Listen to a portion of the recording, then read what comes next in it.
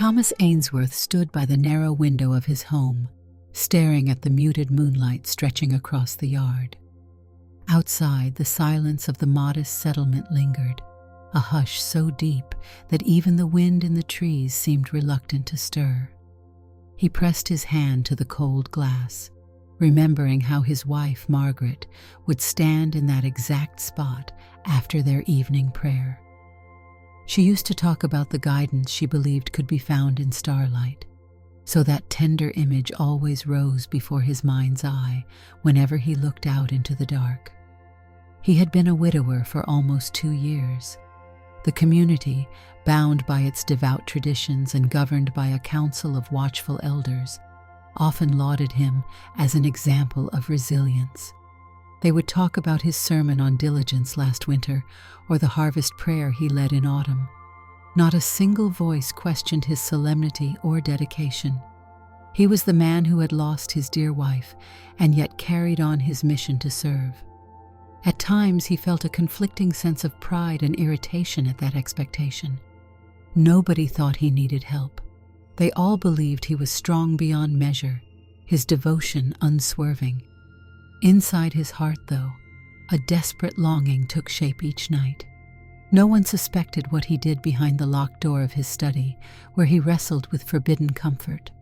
That evening he moved away from the window and sat down at his small desk. The oil lamp cast gentle light over ink bottles, a quill pen, and a stack of texts containing sermons and religious reflections. The smell of parchment filled the room, and on top of the cabinet near the corner lay a soft bundle wrapped in a cloth. He had almost willed himself not to look at it, but his eyes drifted that way anyway. The bundle was small, unassuming, yet within it rested a memory that filled him with both quiet relief and gnawing guilt. He let out a slow breath and listened to the quiet crack of the house settling. When he reached for the cabinet key in his pocket, he paused, knuckles going white. Across the hall, the bedrooms were cold and unlit. Downstairs, the front door was bolted. The loneliness of it all had become familiar to him, but tonight, that solitude would serve a secret purpose. He listened carefully for any sign of footsteps outside. There were none. He stood, heart thumping, and crossed to the cabinet. With unsteady hands, he turned the key and drew open the door. Inside lay a carefully folded dress his wife had worn many times in her daily life. He had found it after her passing, among other items of clothing she had left behind. This particular one was not lavish. Its modest design matched the settlement's conservative standards. Though plain, the cloth was soft and carried faint traces of lavender and soap. Thomas inhaled and sensed a flicker of warmth, a bitter sweetness that reminded him of Margaret's gentle laughter and her devotion to their community. At first he had only run his fingers along the fabric, believing he was paying tribute to her memory. He would spend endless nights locked away in the study, thinking of her.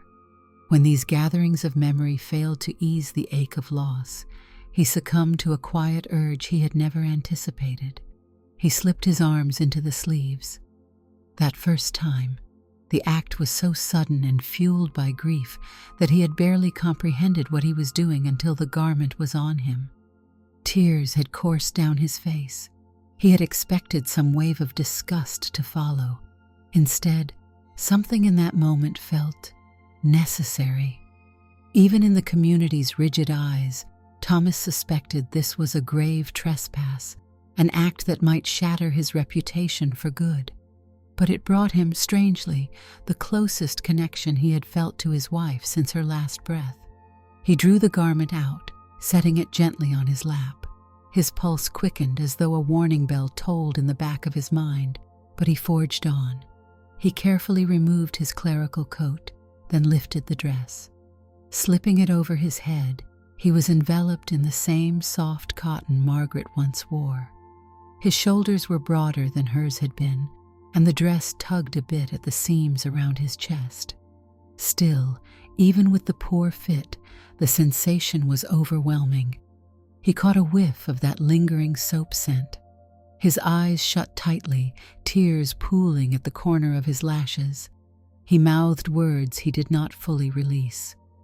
"I miss you so, Margaret."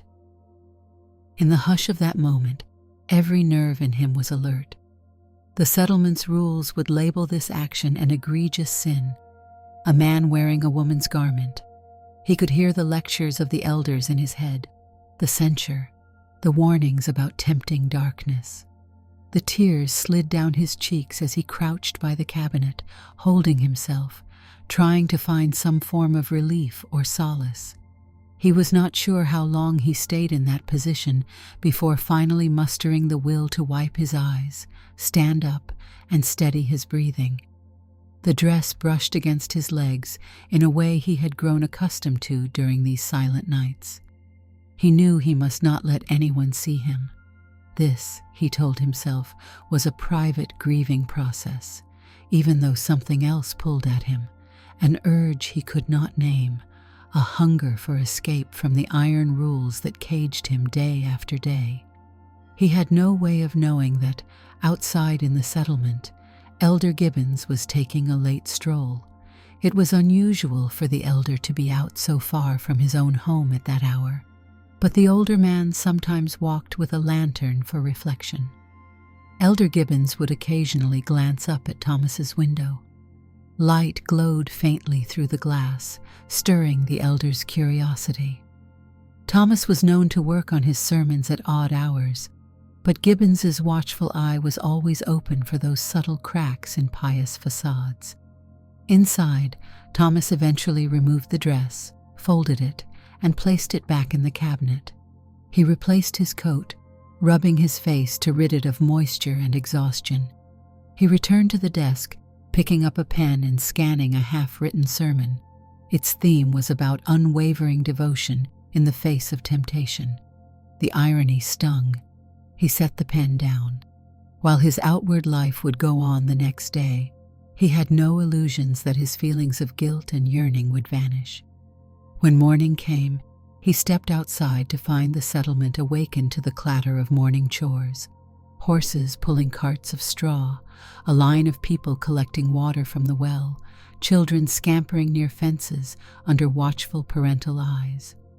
The houses were spaced evenly, each built with sturdy beams, their designs plain by any worldly standard. Adorned with only the most basic symbols of faith, the community prided itself on living righteously apart from the larger towns. Thomas nodded greetings to neighbors, at times exchanging blessings for the day. Some looked at him kindly, remembering his loss. Others simply gave polite smiles.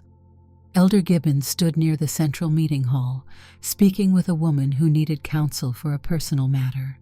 He glanced at Thomas and raised his hand in greeting, his gaze keen. Thomas felt a small chill of apprehension. Did Gibbons suspect anything? Or was this just the same mild scrutiny the elder offered everyone? Thomas continued on, soon joined by a younger man named Samuel. Samuel had recently come to the settlement after a difficult stretch of life elsewhere, so he held a certain admiration for Thomas, who had welcomed him. They headed toward the farmland on the western side, where Thomas typically helped gather produce for community dinners. "Thomas," Samuel said softly, carrying a small shovel, "I wanted to ask for some guidance. About maintaining faith even when your heart feels weighed down. I struggle with that." Thomas nodded. The question pierced him in unexpected ways. "We all carry burdens, friend," he answered, treading carefully. "The path is rarely free of them. The important thing is to keep going and to find a sense of purpose in your devotion." Samuel inhaled as though trying to soak in the words. "Sometimes I just feel unworthy, like no matter what I do, I can't measure up to what the elders expect." Thomas stopped by a row of vegetable plots and placed a hand on the younger man's shoulder. "I cannot claim to read your soul, but I've seen your dedication, and I believe you can stand with dignity. You have a compassionate heart. You care for those around you. That counts." He paused, glancing at the settlement stretching behind them. "We must remember we are all just trying our best, even the elders, even me." They worked side by side in a comfortable quiet after that, each lost in his own thoughts. The sun climbed slowly, its warmth spreading across the fields. If only that warmth could settle Thomas's inner turmoil. Later in the day, Thomas went to the meeting hall to go over the next sermon. The hall was a sturdy building with rows of plain wooden benches. A raised platform at the front held a lectern from which the speaker would deliver the lessons. He greeted several parishioners inside, among them Mary Harrow, a middle-aged woman who often assisted him with scriptural readings. They exchanged polite words and parted. Thomas moved to stand behind the lectern to gather his notes, trailing a finger over the wood. He was alone for a brief moment, so his gaze took in the space with a mixture of reverence and dread. This was the place where the community measured spiritual worth. He so often preached about purity, reminding everyone that concealment of wrongdoing is a mark of shame. Yet here he was, standing at the center of moral authority while concealing his own transgressions. The sermon was shaping up around the idea of unwavering virtue, of standing firm against worldly contamination.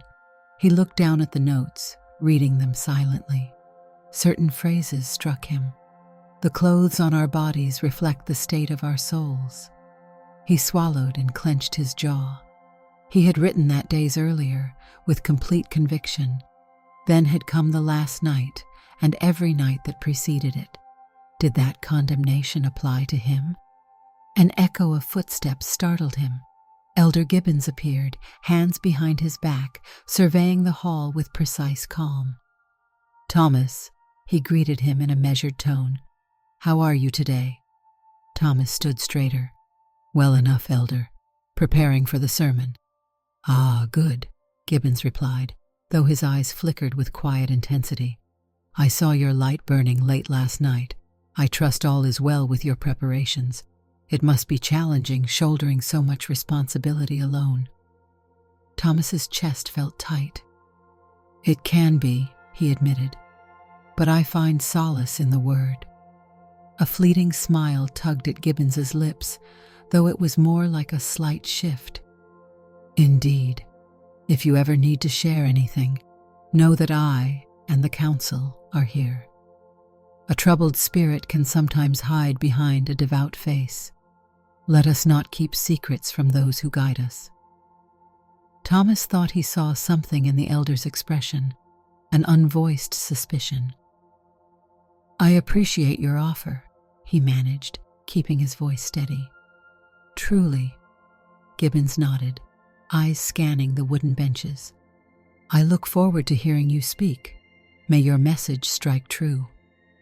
With that, he stepped away, heading for the door. The echo of his footsteps gradually faded into the quiet of the hall. Thomas's palms were clammy on the lectern. "Secrets," Gibbons had said. The elder's calm watchfulness unnerved him. He forced a sigh, telling himself he was being paranoid. Perhaps Gibbons only meant that, in a general sense.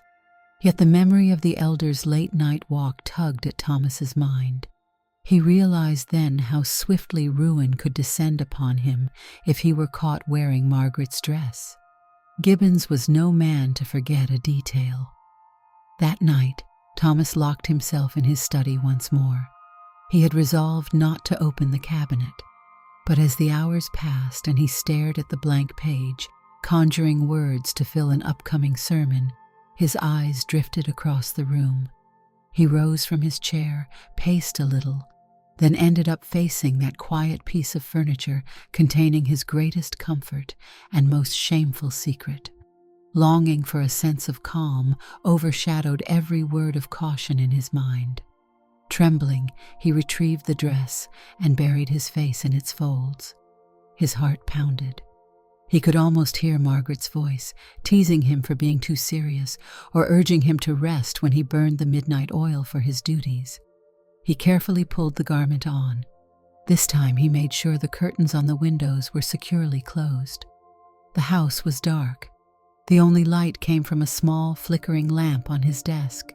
He took a moment, allowing the gentle sway of the fabric around him to calm his ragged breathing. He caught a glimpse of himself in the reflection of the window pane. The sight was jarring, his strong frame clad in that simple dress. Still, there was a fragile closeness to Margaret in doing it.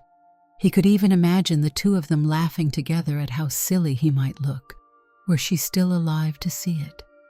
He sank into his chair, eyes closed. All he wanted was a few moments of peace.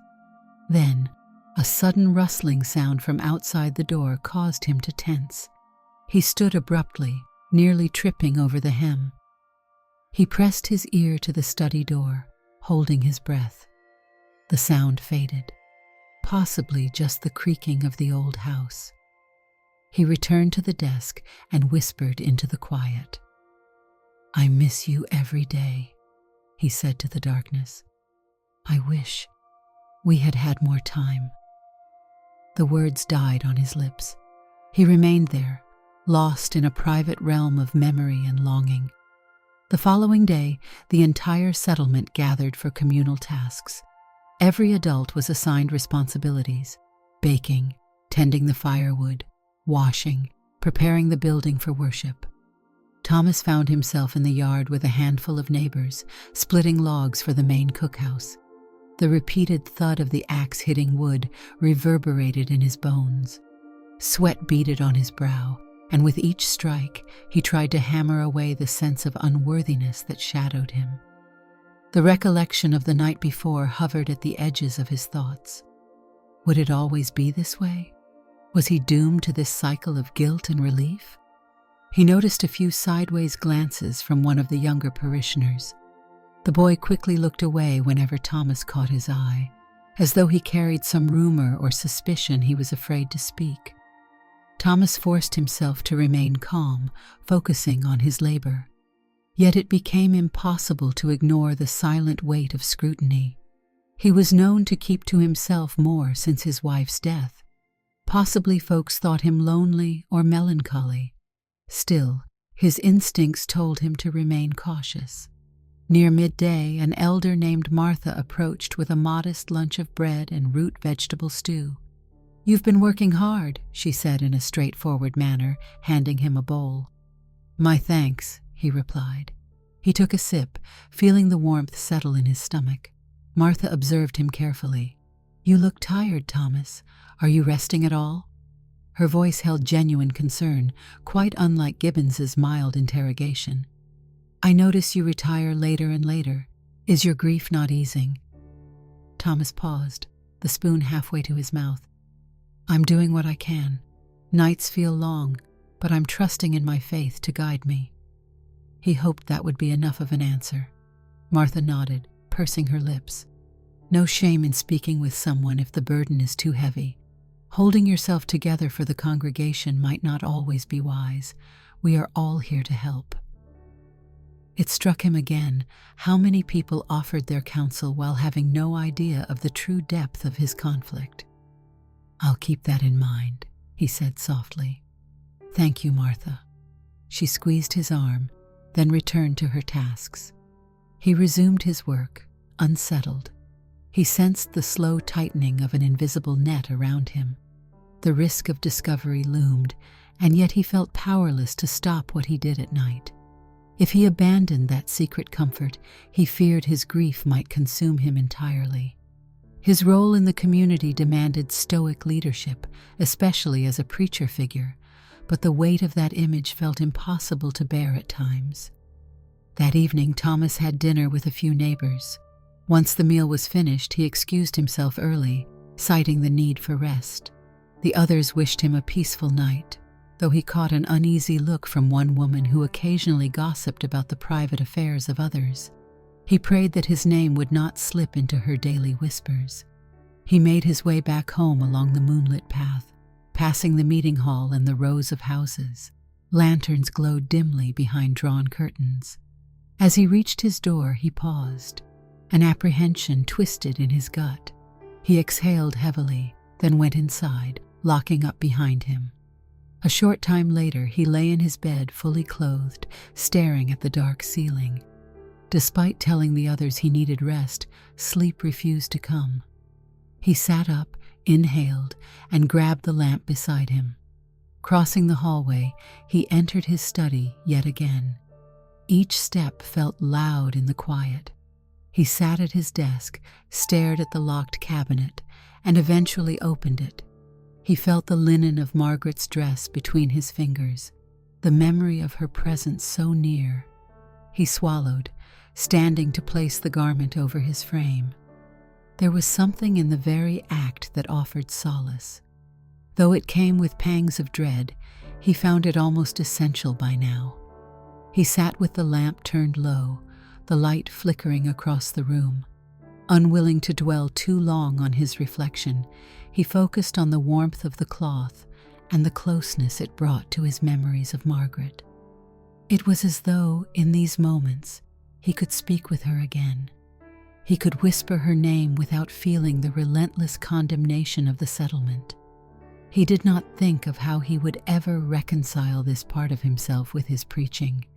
Instead, he allowed his tears to fall, free from any onlookers.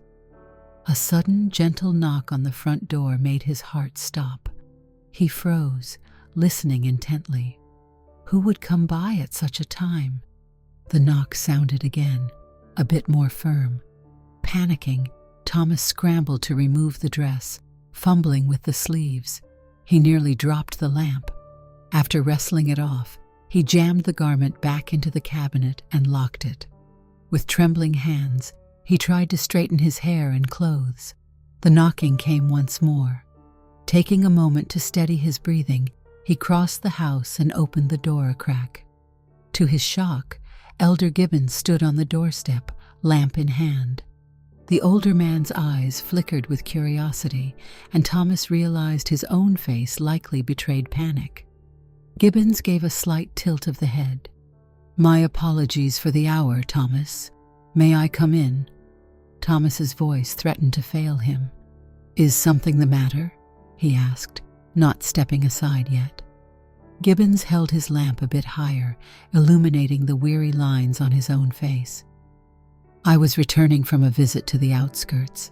I saw your lamplight in the study window. I've been concerned about you. Sometimes sorrow leads us to restless nights. I only meant to check on your well-being."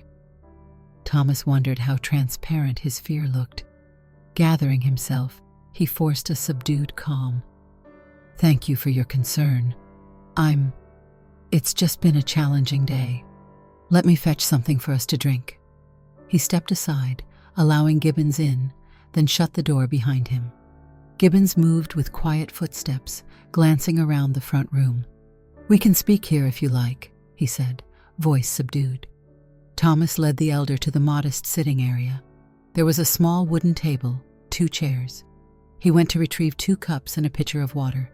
His hands shook slightly as he poured. Then he joined Gibbons at the table. "Thomas," the elder began in a measured tone, "I fear you've been burdened beyond what anyone should carry alone. We see it in the settlement, the late nights, the sorrow that lingers in your eyes." Thomas nodded, trying not to sound defensive. "I've attempted to remain faithful in my duties, but yes, I still grieve." "Loss leaves scars," Gibbons acknowledged.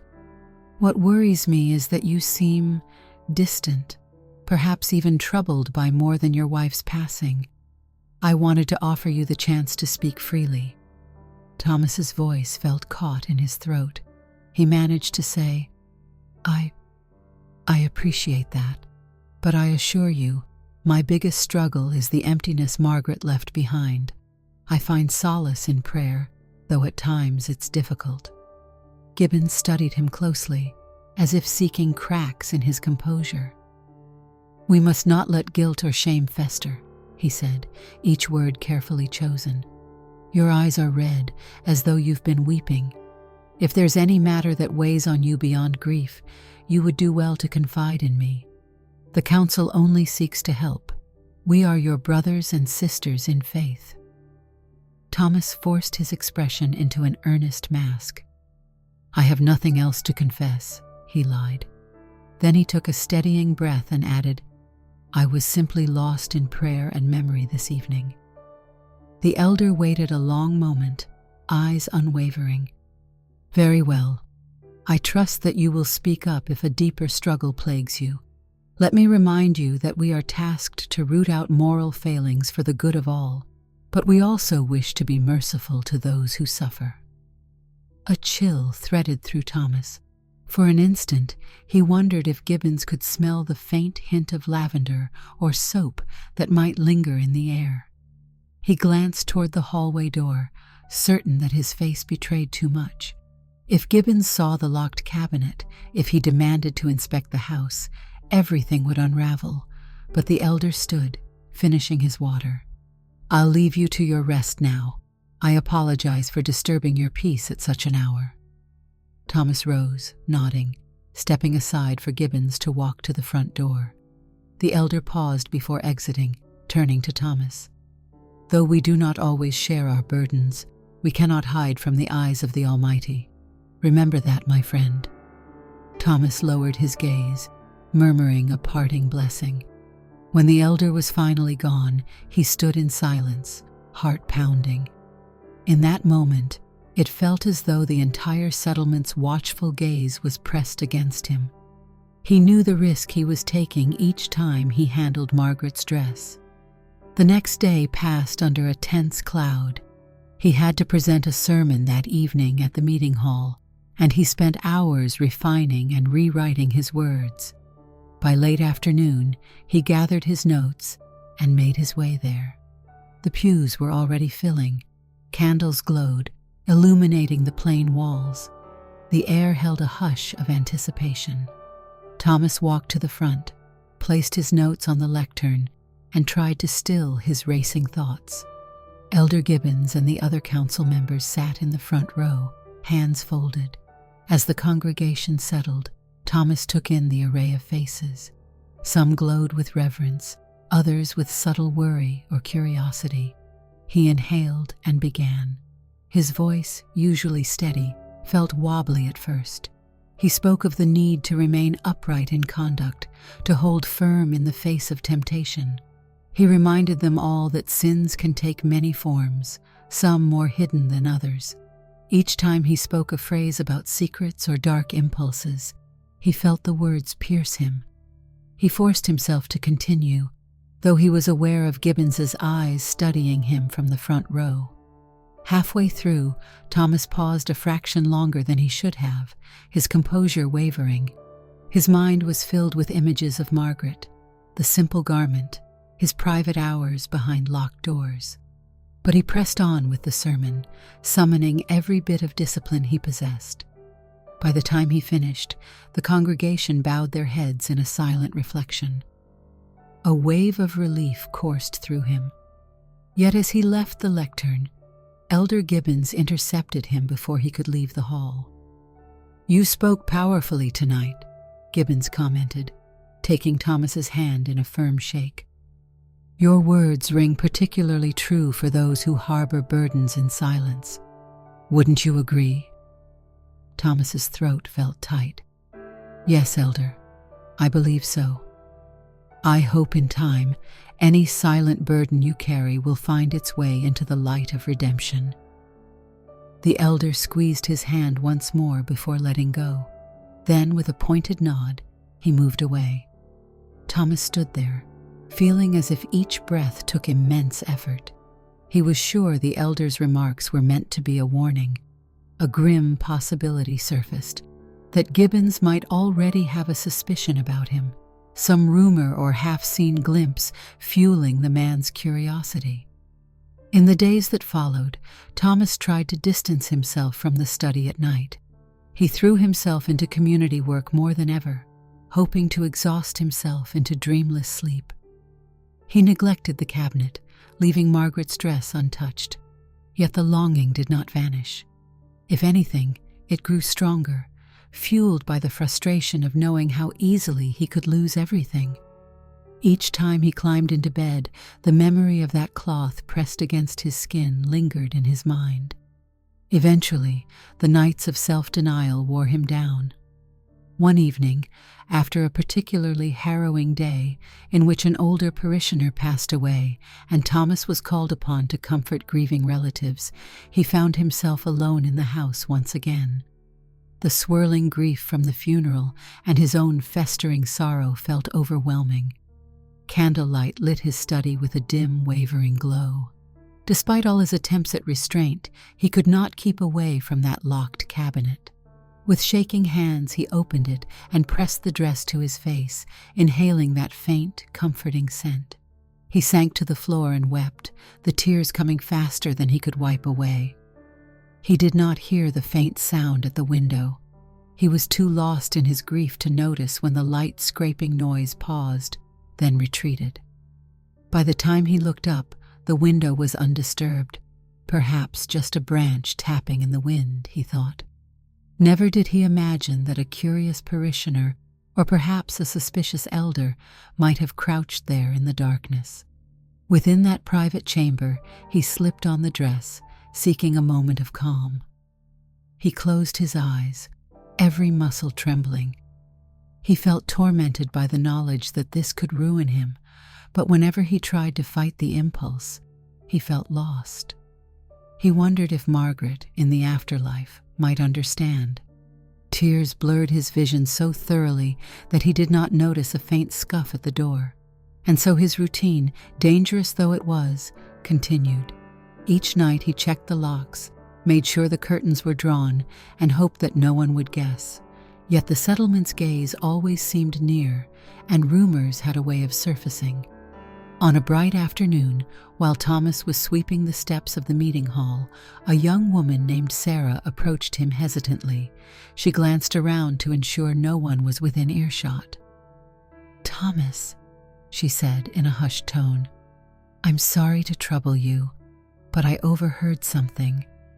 Something from a few people who said they had seen lights in your study at unusual hours.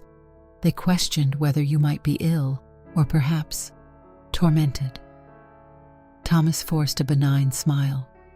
"I appreciate your concern, Sarah. I am only working through my sorrow and my sermons. Late nights have become a habit, that's all." She chewed her lip, her eyes filled with earnest worry.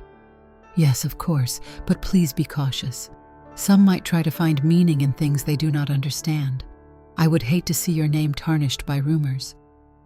Her kindness pricked at his conscience.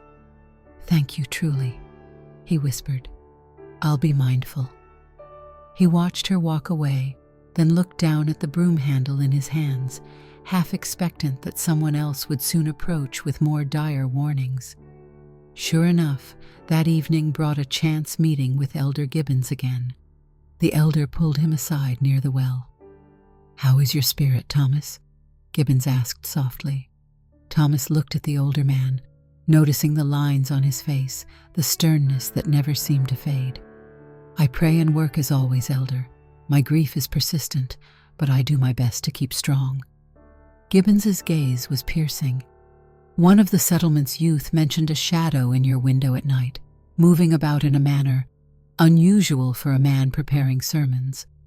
Do you have any explanation for that?" Thomas felt his pulse race. He tried to keep his voice calm. I pace when my mind is restless, Elder. Sometimes I move furniture or look through my notes. It must have appeared odd in the flicker of lamplight." Gibbons let out a low hum. "We must be wary of illusions and gossip, but a small seed of truth often lies at the core. If there is more to your behavior, now would be the time to speak." Thomas forced himself to hold the elder's gaze. "There is nothing more," he said. "I assure you." Gibbons finally gave a short nod. "Then I will believe you for now. However, we must remain accountable. I will ask you to meet with me regularly so that I can offer guidance or counsel. That is not a request. Understand?" Thomas swallowed hard. "I do." He walked away with the sensation that a door was closing behind him, and that door was the last hope of truly keeping this part of his life hidden forever. But there was no going back now.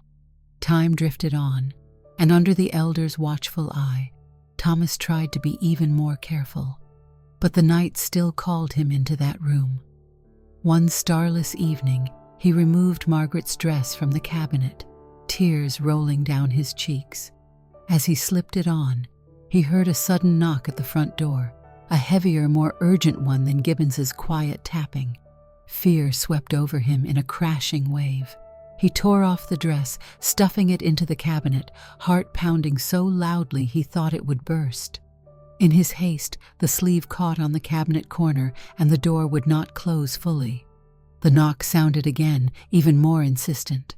Trying to smooth his hair, he rushed to the door. Upon opening it, he found two members of the council, a stern-faced middle-aged man named Edgar and another elder, Harriet, whose eyes held a glint of worry. "We apologize for disturbing you," Harriet began, stepping inside before Thomas could protest. Edgar followed close behind. "Elder Gibbons expressed concern that you might be unwell. He said he tried to call on you earlier, but no one answered." Thomas glanced around helplessly, forcing a smile. I must have been resting, or perhaps I didn't hear him." Harriet surveyed the living space. "You do appear pale. May we speak privately? It's best we understand how to offer assistance." Thomas felt every fiber in him go rigid. "Of course," he stammered, stepping aside so they could come in fully. He guided them into the sitting area, casting a quick glance toward the hallway. The study door stood ajar. If they walked in there, they might see the cabinet. But as far as he could tell, the dress was still hidden, albeit the cabinet door might not be shut properly. He had to remain calm. Harriet sat down, smoothing her skirts. Edgar hovered by the doorway. "Thomas, we have observed your struggles, and we want what's best for your soul and the community," Harriet said in a gentle yet firm tone. "We've heard rumors of strange movements at night, glimpses of... Some say your silhouette appears odd. You know how quick folk can be to speculate." Thomas forced a brief, dismissive laugh. "Rumors indeed. I sometimes pace, as I've told Elder Gibbons, and I suppose the light can play tricks on the eye. My mind is heavy and I find it hard to sleep." He hoped his voice did not tremble too obviously. Edgar's frown deepened. "We must not forget the importance of clarity and honesty, Thomas. If any unorthodox behavior is being hidden here, it is our duty to address it. The community cannot abide secrets that may compromise our spiritual integrity." Thomas nodded solemnly. "I understand. But you have my word. There is nothing here that would cause harm." They questioned him for several more minutes, pressing for specifics. Thomas repeated that he was simply grieving, coping in the only way he knew. Eventually, Harriet placed a hand on Edgar's arm, suggesting they leave Thomas to rest. Edgar eyed Thomas a final time. "We will respect your word for now, but do not be surprised if we keep a close watch. Remember, wrongdoing flourishes in shadows." Their footsteps receded into the night. Thomas shut the door, leaning heavily against it, letting out a long, shuddering breath. He made his way to the study and opened the door just enough to see the cabinet. With relief, he saw it was still locked. The edge of the dress sleeve was barely visible, but only if someone peered closely in good light. He tucked it inside fully and latched the door. Then he slumped against the wall, exhausted. Perhaps he was playing with fire, and it was only a matter of time before everything burned. The next morning he received a message that Elder Gibbons requested his presence for a private talk. Realizing any refusal might spark deeper suspicion, Thomas went to the elder's house after the midday meal. The house was plain yet well kept, with shelves of religious texts lining one wall. Gibbons offered Thomas a seat at a small wooden table and poured him a cup of tea. Gibbons's voice was calm. "Thomas, I do not wish to torment you with repeated visits, but I see in you a soul unable to find true rest. It pains me to watch this unfold." Thomas rubbed his palms over his knees. "I know you mean well, Elder. Gibbons took a slow sip of tea, then set the cup down. I see two paths here. One, you are simply deep in grief. With time and support, you will heal, and we can put these rumors of odd behavior behind us. Two, there is a secret burden you refuse to relinquish, and it is leading you to moral peril. Which path is it? Thomas tried to keep his voice steady, though his pulse hammered. I truly have no secret. My only burden is the weight of losing Margaret. The elder studied him intently. I recall the zeal in your sermons before her passing, the clarity of purpose you had. Something has changed beyond mere bereavement. I sense it, and so do others. Thomas clasped his hands together, as if praying silently for strength. I am but a man, he whispered, doing the best I can. Gibbons exhaled. Then I will urge you, be sure of your honesty. The settlement has no tolerance for hidden transgressions, particularly those that break our fundamental teachings about conduct and presentation. If a man were caught in some violation, the consequences would be severe indeed. Thomas's stomach churned. Did Gibbons guess? He forced himself to keep calm, replying, I understand. I swear there is nothing. Gibbons inclined his head. Then may your conscience be clear. I will trust your word with caution. Thomas left that meeting feeling as though he had just escaped from a snare that was tightening with every passing day. He suspected that any small slip could bring the entire weight of the council crashing down on him, potentially culminating in expulsion from the community or a humiliating public condemnation. He found it nearly impossible to imagine such a catastrophe. His life had always been framed by devotion, first to his faith, then to his family and congregation. Now he stood at the threshold of a scandal, and yet the longing for those moments of private comfort did not evaporate. As the next few weeks passed, he tried to remain as inconspicuous as possible. He took on extra tasks, visited the sick, counseled the troubled. By day, his life was that of a dedicated preacher, working tirelessly for the settlement's good. By night, he wrestled with the same urge, sometimes resisting, other times succumbing. On those nights when he again found himself in Margaret's dress, he almost convinced himself he heard her voice in his ear, reminding him of their years of companionship, telling him he was not alone. He would weep softly, torn between the relief he found in wearing it and the crushing guilt. One cold evening near the onset of winter, the settlement gathered in the meeting hall for a special vigil. Lanterns lined the walls, and the elders led prayers for continued good fortune. Thomas had chosen to stand at the back, letting Gibbons take the lead for once. He felt a certain relief not to be at the front, bearing the brunt of everyone's gaze. The service ended late, and the faithful departed. Thomas lingered until the crowd had thinned, wanting a few moments of silence. He was about to slip outside when he realized Elder Gibbons was right behind him, his presence silent as a shadow.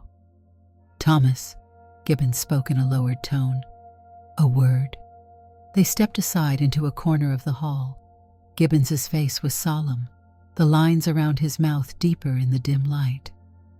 Several of the younger members claimed they heard odd noises near your house at night and saw a figure who did not appear to be you in the study window.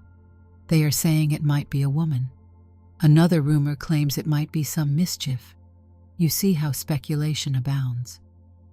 Thomas swallowed hard. A woman, Elder? He said, half-choked.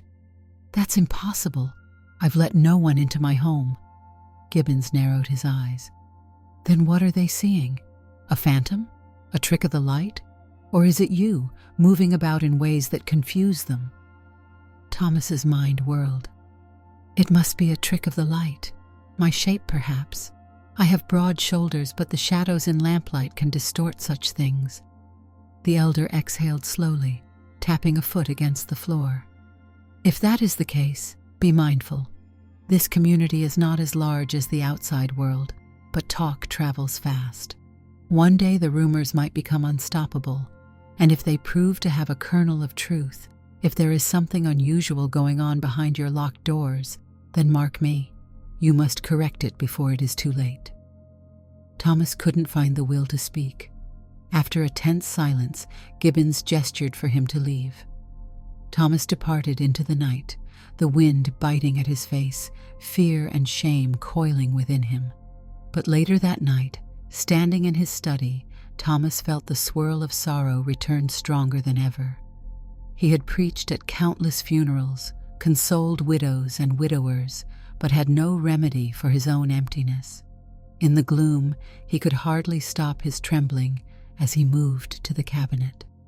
The simple garment of Margaret's daily life lay there, a silent witness to her memory and his inner conflict. He could hold back no longer. He felt sure that soon he would be found out, yet the alternative was to deny himself even the faint solace it brought. With tears blurring his sight, he wrapped the dress around his body, letting the cotton drape over him like a memory that refused to be forgotten. He sat in his old armchair, lamp turned low, the house utterly still. Tension flowed through his limbs, but for a few minutes he breathed more easily, recalling the life they had shared. He whispered, "I don't know how to keep going without this. Forgive me." He listened to the emptiness, yearning for an answer that never came. Suddenly, footsteps sounded on the porch. He stood so quickly that the hem caught under his foot. He stumbled, narrowly avoiding hitting the lamp. Panic flashed through him.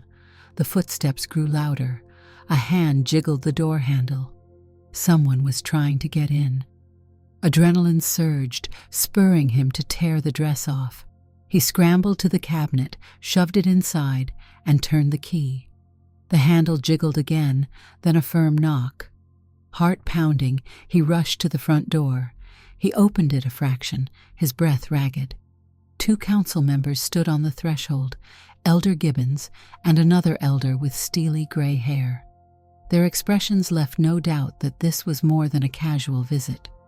"Thomas, let us in," Gibbons said, voice cold. "We need to speak." Thomas's vision swam for a moment, but he obeyed, stepping back. They entered, scanning the dim interior of the house. Gibbons held a lantern, its glow revealing the sweat on Thomas's brow. The elder's gaze fell on the study door. "I trust there is no one else here."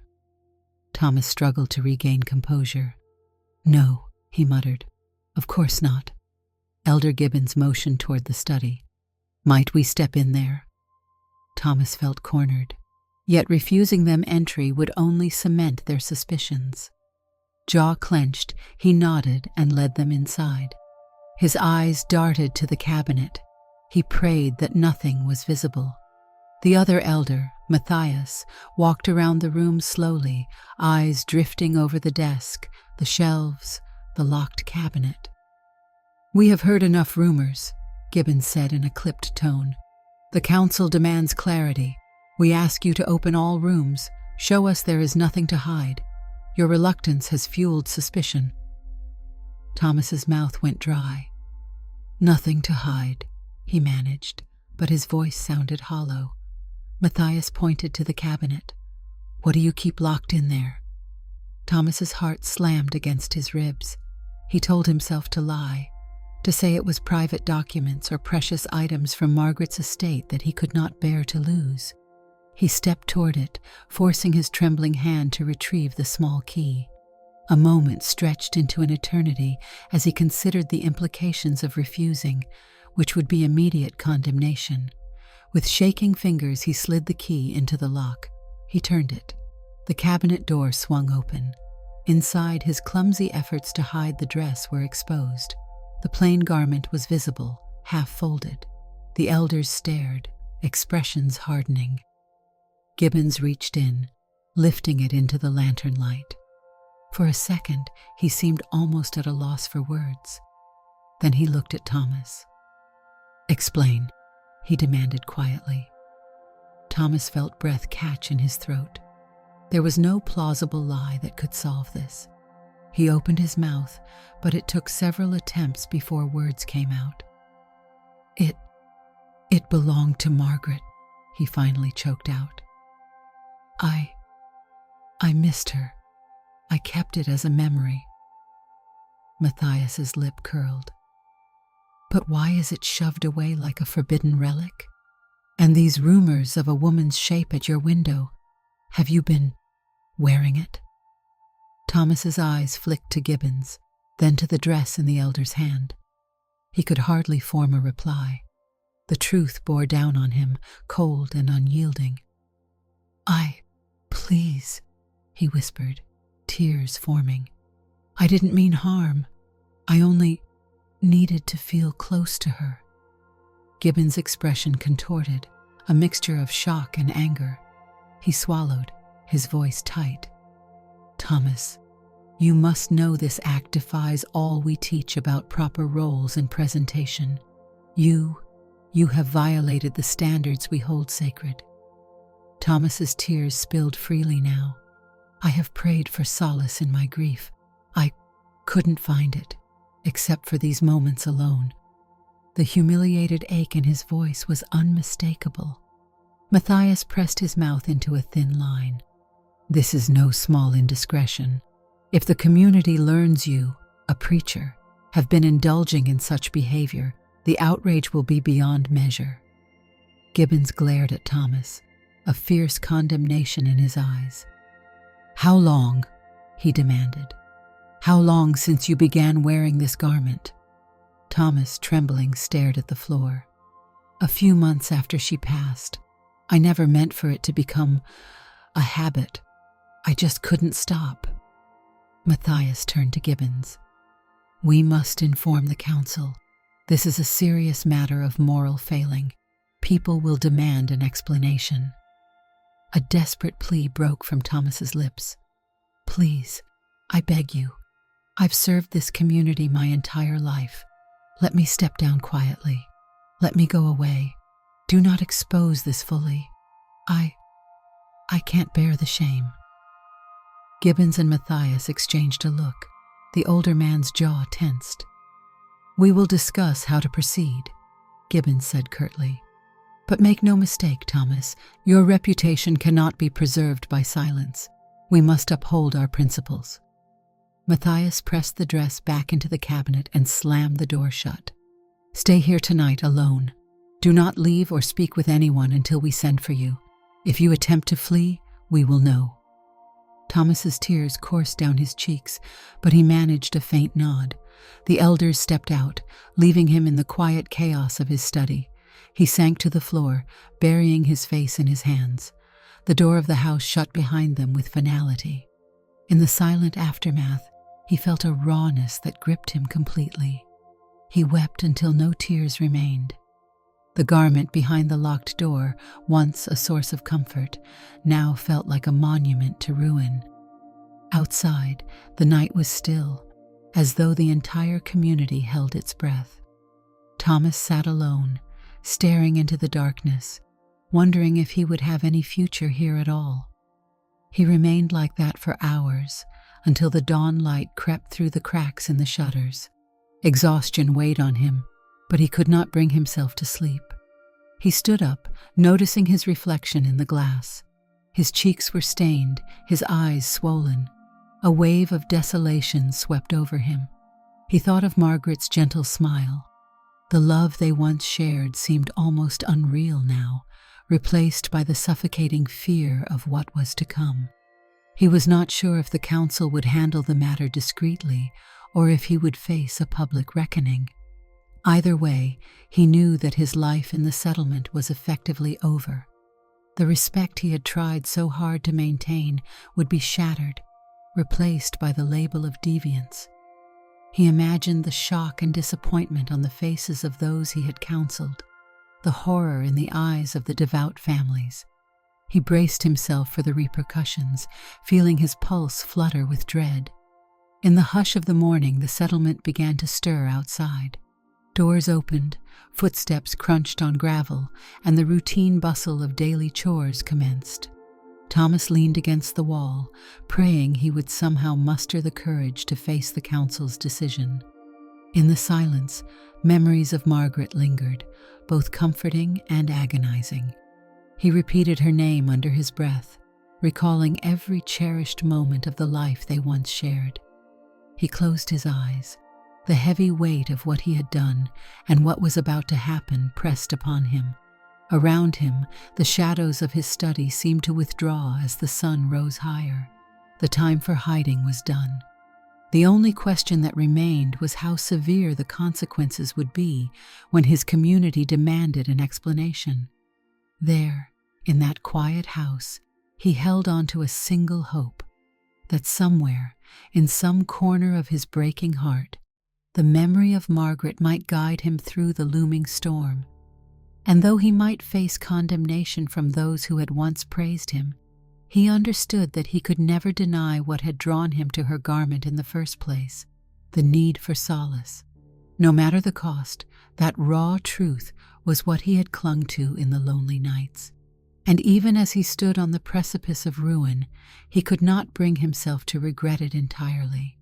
He waited alone for the next knock that would call him to account for everything he had hidden. The air was still, the future uncertain, and Thomas breathed in the morning light with a trembling resignation, readying himself to face what lay ahead.